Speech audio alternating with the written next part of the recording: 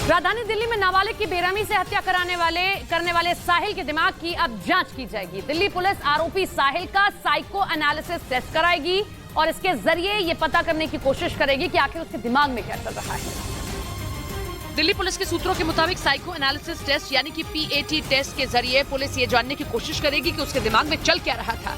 इस टेस्ट से साहिल के दिमाग, उसके रहन सहन, उसकी दिनचर्या, उसके क्या शौक हैं, उन सब के बारे में जानकारी इकट्ठा की जाएगी। मनोचिकित्सक की मदद से साहिल के दिमाग का अध्ययन कराया जाएगा। साइको एनालिसिस टेस्ट में 4 से 5 मनोचिकित्सक साहिल से सवाल जवाब करेंगे। साइकोलॉजिस्ट आरोपी साहिल से उसके परिवार, उसके दोस्तों के बारे में पूछेंगे, उसका लाइफस्टाइल, उसके शौक, पसंद नापसंद, सब के बारे में राज उगलवाएंगे। साइको एनालिसिस टेस्ट करीब 3 घंटे तक चलता है। दिल्ली पुलिस वक्त पर इस मामले की चार्जशीट कोर्ट में दाखिल करेगी, इसीलिए ये टेस्ट सपोर्टिंग सबूतों के मद्देनजर काफी जरूरी है कि आखिर आरोपी साहिल के दिमाग की हालत क्या है जिसने ऐसी दरिंदगी के साथ इस वारदात को अंजाम दिया। दिल्ली पुलिस नाबालिग लड़की की हत्या में इस्तेमाल किए गए हथियार की तलाश में जुट गई। 2 दिन पहले आरोपी साहिल ने चाकू से गोदकर लड़की की हत्या कर दी थी।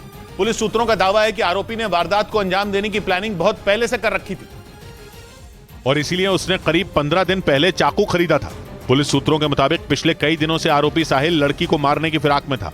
उसे मौका मिला 28 मई को, जब वो लड़की रात करीब 8:30 बजे अपनी एक दोस्त के घर जाने के लिए निकली, जिसके बाद आरोपी ने उस पर हमला बोल दिया। पहले आरोपी ने उसे चाकू से गोदा और फिर उसे पत्थर से कुचल दिया। पुलिस सूत्रों का कहना है कि हत्या के बाद आरोपी रिठाला पहुंचा और वहां पर उसने चाकू को फेंक दिया, जिसे ढूंढने के लिए पुलिस सर्च ऑपरेशन चला रही है।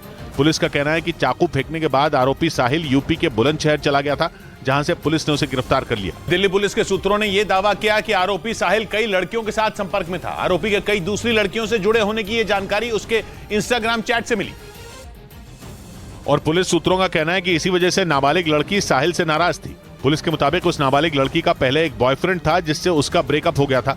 इसके बाद वो आरोपी साहिल से जुड़ गई थी। दिल्ली पुलिस के सूत्रों का कहना है कि जब नाबालिग लड़की को साहिल की असलियत पता चली तो वो उससे दूर रहने लगी। उसे ये लगने लगा था कि साहिल उसे धोखा दे रहा है और इसी वजह से उसने साहिल से किनारा कर लिया। पुलिस का कहना है कि यही बात आरोपी को नागवार गुजर रही थी। वो उसे मनाने में जुटा था, लेकिन लड़की मानने के लिए तैयार नहीं थी। इसी वजह से आरोपी ने लड़की की हत्या की साजिश रची। इस बीच आरोपी साहिल और लड़की के बीच वीडियो कॉल का दावा भी किया जा रहा है। कहा जा रहा है कि वीडियो कॉल पर लड़की ने साहिल का मजाक भी उड़ाया था। सूत्रों के मुताबिक दावा किया गया कि आरोपी साहिल ने उस लड़की से हत्याकांड से 1 दिन पहले वीडियो कॉल पर बात की थी, जो काफी देर तक होती रही। वहीं हत्याकांड वाले दिन यानी 28 मई को भी दोनों के बीच सुबह 2 बार वीडियो कॉल से बात हुई थी। बताया गया कि लड़की ने साहिल को 2 वॉइस नोट भी भेजे थे।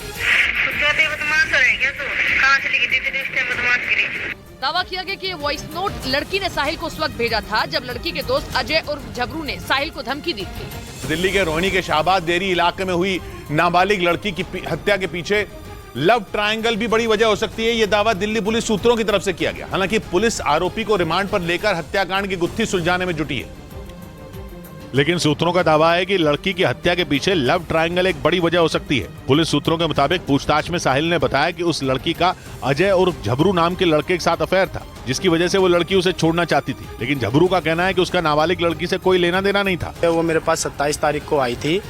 उसने बोला कि भैया ऐसी ऐसी बात है, एक लड़का मेरे को टॉर्चर कर रहा है। झबरू ने दावा किया कि उसने साहिल को लड़की से दूर रहने के लिए कहा था। पुलिस सूत्रों का कहना है कि इसी वजह से साहिल को ये लगने लगा था कि झबरू की वजह से लड़की उससे दूर चली गई। इसी वजह से उसने जलन में उस लड़की की हत्या कर दी। पुलिस साइंटिफिक तरीके से जांच कर रही है। सीसीटीवी फुटेज में जो भी लोग दिखे हैं, पुलिस उनकी भी जांच कर रही है। पुलिस साइंटिफिक तरीके से जांच कर रही है। सीसीटीवी फुटेज में जो भी लोग दिखे, पुलिस उनकी जांच कर रही है। वीडियो एविडेंसेस आए हैं, उसमें जितने भी एक्टर्स और कैरेक्टर्स के नाम आ रहे हैं, सबको इन्वेस्टिगेट किया जा रहा है। साहिल लड़की पर चाकू से लगातार वार करता रहा, लेकिन किसी ने 112 नंबर पर पुलिस को कॉल नहीं किया। इस पर पुलिस ने लोगों को जागरूक करने की बात कही। लोगों को हम लोग सेंसिटाइज करेंगे कि इस तरह का कोई अगर अपराध सामने आता है तो 112 पे कॉल करें।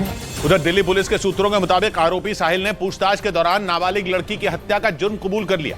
2 दिन पहले 28 मई को दिल्ली के रोहिणी के शाहबाद देरी इलाके में आरोपी साहिल ने नाबालिग लड़की की हत्या कर दी थी, जिसका सीसीटीवी वीडियो देखने के बाद लोग खौफ से भर गए थे, क्योंकि आरोपी ने पहले उस नाबालिग लड़की को चाकुओं से बुरी तरह गोदा और फिर उसने कई बार उस पर पत्थर से हमला किया। देखकर ऐसा लगा जैसे वो लड़की से किसी बात का गुस्सा निकाल रहा हो। और अब पुलिस सूत्रों का दावा है कि आरोपी साहिल ने पूछताछ में नाबालिग लड़की की बेरहमी से हत्या करने का जुर्म कबूल कर लिया है। यही नहीं, उसने ये भी माना कि गुस्से में उसने लड़की की हत्या की और उसे इस बात का कोई पछतावा नहीं है। पुलिस यह कड़ियां जोड़ने की कोशिश कर रही है कि आखिरकार कैसे इसने इस पूरे हत्याकांड को अंजाम दिया। पुलिस सूत्रों के मुताबिक पूछताछ में आरोपी ने बताया कि पिछले कई दिनों से वो लड़की उसे नजरअंदाज कर रही थी, जिससे वो बुरी तरह चिढ़ा हुआ था।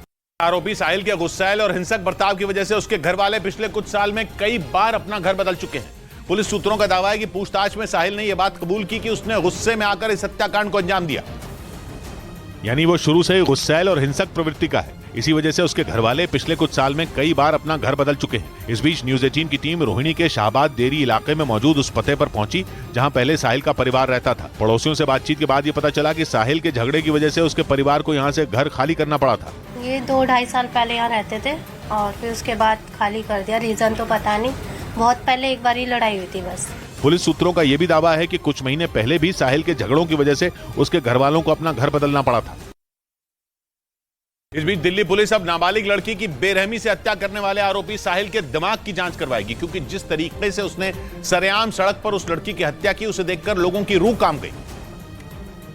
और इसी वजह से दिल्ली पुलिस उसके दिमाग की जांच करवाने की तैयारी में है, ताकि यह पता लगाया जा सके कि आरोपी साहिल ने गुस्से में इस वारदात को अंजाम दिया या फिर वो दिमागी तौर पर बीमार है। सारे साइंटिफिक इन्वेस्टिगेशन की जो तरीके हैं वो इस्तेमाल किए जाएंगे इसको खोलने के लिए। हालांकि पुलिस सूत्रों का कहना है कि आरोपी साहिल और वो लड़की पिछले कई साल से एक दूसरे को जानते थे, लेकिन किसी बात पर उनका झगड़ा हुआ था, जिसकी वजह से उस लड़की ने आरोपी से बातचीत बंद कर दी थी।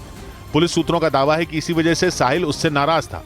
उसने कई बार लड़की को मनाने की कोशिश भी की, लेकिन जब वो नहीं मानी तो उसने उसकी बेरहमी से हत्या कर दी।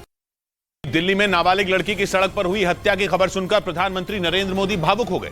बीजेपी सांसद हंसराज हंस ने लड़की के घर वालों से मुलाकात करने के बाद यह जानकारी दी और उन्होंने ये बताया कि रोहिणी के शाहबाद देरी इलाके में लड़की की बेरहमी से हुई हत्या की खबर सुनकर प्रधानमंत्री नरेंद्र मोदी भावुक हो गए। प्रधानमंत्री जी तो खुद इतने भावुक हो गए, इतना वो तो हमेशा बेटियों का तो खबर भी नहीं ऐसी सुन सकते देख सकते। बीजेपी सांसद हंसराज हंस ने लड़की के घर वालों से मुलाकात की और उन्हें हर मुमकिन मदद का भरोसा दिया। यही नहीं, उन्होंने आर्थिक मदद के तौर पर लड़की के घर वालों को 1 लाख रुपए का चेक भी दिया। इधर देश की राजधानी दिल्ली में नाबालिग की बेरहमी से हुई हत्या पर बागेश्वर धाम के धीरेन्द्र शास्त्री ने अपना गुस्सा जाहिर किया। अहमदाबाद में कथा करने के दौरान धीरेन्द्र शास्त्री ने देश में हो रही ऐसी घटनाओं पर दुख जाहिर किया और कहा कि इस तरह की घटना सुनकर भला कैसे किसी भाई का खून नहीं खौलेगा। तो शायद इस दुनिया का कोई भी भाई होगा जिसका खून ना खौले। असल में 2 दिन पहले दिल्ली के शाहबाद डेरी इलाके में हुई एक लड़की की निर्मम हत्या के बाद बागेश्वर धाम के धीरेन्द्र शास्त्री का बयान सामने आया।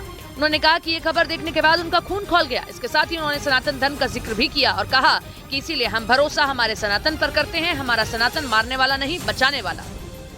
वहीं दिल्ली में हुई नाबालिग लड़की की हत्या का जिक्र बागेश्वर धाम के महाराज धीरेन्द्र शास्त्री ने भी कर दिया।